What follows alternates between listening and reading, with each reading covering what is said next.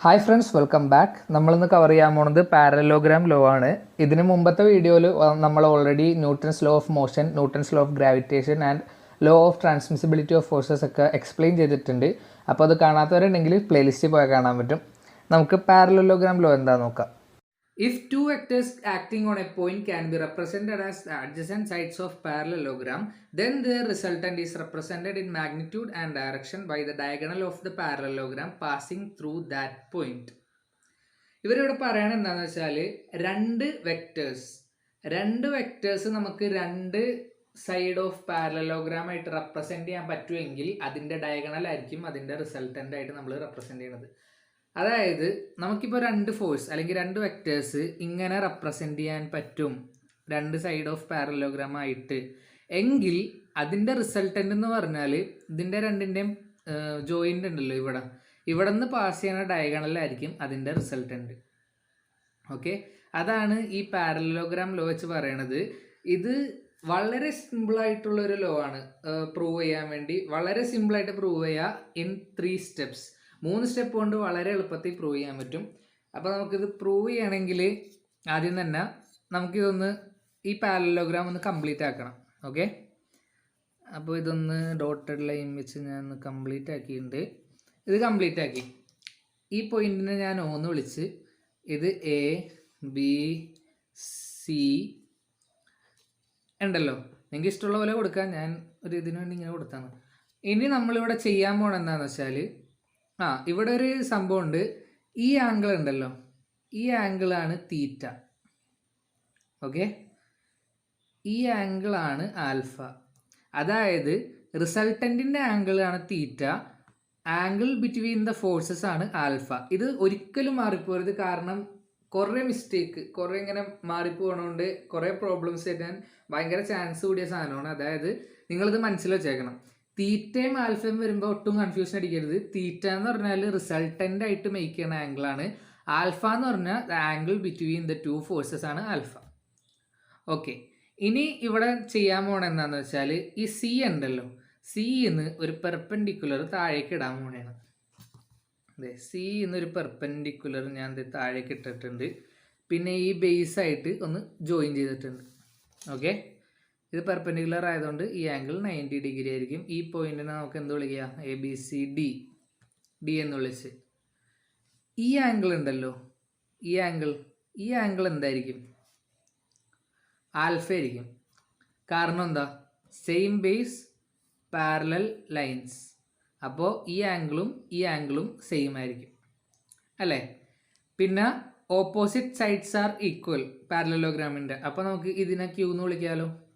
A C Q അല്ലേ? സമയം മനസ്സിലായില്ലേ? കുറച്ച് ഡാർക്ക് ആക്കി. എ സി ക്യൂ ആ. അപ്പോൾ ഇത് ക്യൂ, ഇത് ആൽഫ. ഇനിയാണ് ഞാൻ പറഞ്ഞ 3 സ്റ്റെപ്പ്. അത് ആദ്യം തന്നെ പറയാം നമ്മൾ എന്താണ് ഇത് പ്രൂവ് ചെയ്യാൻ വേണ്ടി ചെയ്യാൻ പോണേന്ന്. ആദ്യം തന്നെ നമ്മൾ ഈ ട്രയാങ്കിൾ എ സി ഡി എടുക്കും. ട്രയാങ്കിൾ എ സി ഡി എടുത്തിട്ട് അതിൽ കോസ് ആൽഫ കണ്ടുപിടിക്കും, വാല്യൂ ഇക്വേഷൻ 1 ആക്കി വെക്കും. പിന്നെ ഈ ട്രയാങ്കിളിൽ തന്നെ സൈൻ ആൽഫ കണ്ടുപിടിക്കും, equation 2. Then we take O C D, ഈ വലിയൊരു റൈറ്റ് ആംഗിളിൻ്റെ ട്രയാങ്കിൾ എടുക്കും. ഇതിൽ നമ്മൾ പൈതഗോറസ് തിയറം അപ്ലൈ ചെയ്യും, റിസൾട്ടൻ്റ് കണ്ടുപിടിക്കും. ഈ 3 ഡിഫറെൻറ്റ് സ്റ്റെപ്സിലാണ് നമ്മൾ ചെയ്യാൻ പോണത്. വളരെ സിമ്പിളായിട്ട് നിങ്ങൾക്ക് പ്രൂവ് ചെയ്യാനും മാർക്ക് സ്കോർ ചെയ്യാനും പറ്റുന്ന ഒരു സംഭവമാണ് ഇത്. എങ്ങനെ തുടങ്ങുന്നതെന്ന് വെച്ചാൽ ആദ്യം തന്നെ നമ്മൾ ഈ ട്രയാങ്കിളിലെ കോസ് കണ്ടുപിടിക്കാം. അതായത് in triangle A C D cos alpha.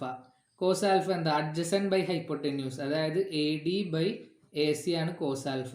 A സിനെ എൽ എച്ച് എസിലോട്ട് എടുത്താൽ A D is equal to A C cos alpha. A C എന്താണ്? ക്യൂ അല്ലേ? അപ്പോൾ A D is equal to Q cos alpha, equation 1. ഇനി നമ്മൾ same triangle A C D എടുക്കാൻ പോകണേണ്. In triangle A C D same. ഇനി നമ്മൾ sine alpha എടുക്കും.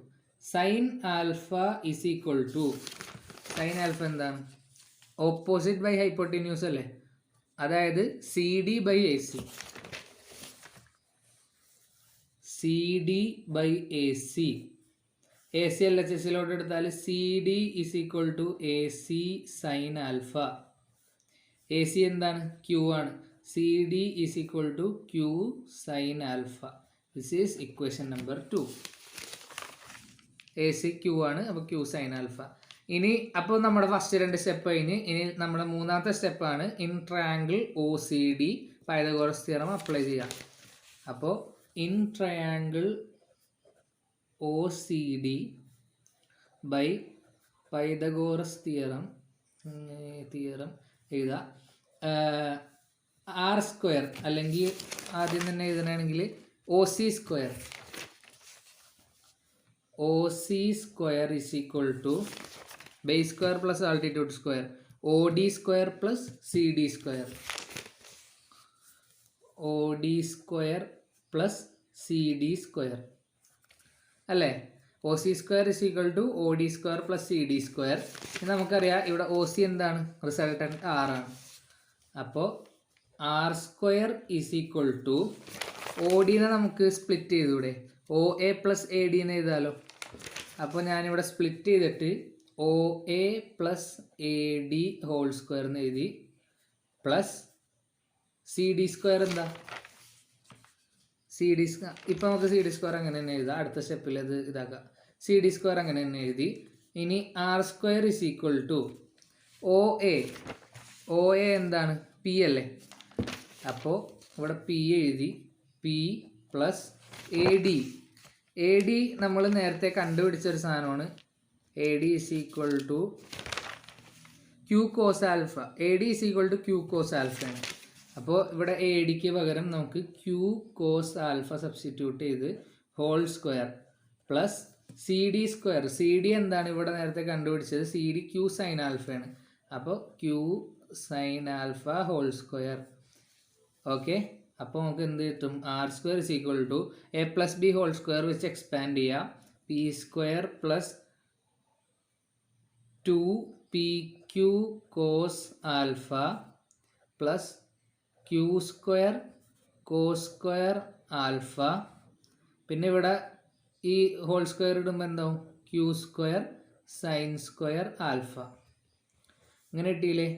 അപ്പോൾ R square is equal to P square plus 2pq cos alpha plus ഇവിടെ നമുക്ക് ക്യൂ സ്ക്വയർ കോമൺ ആയതുകൊണ്ട് പുറത്തോട്ട് എടുക്കുക, Q square into cos square alpha plus sine square alpha.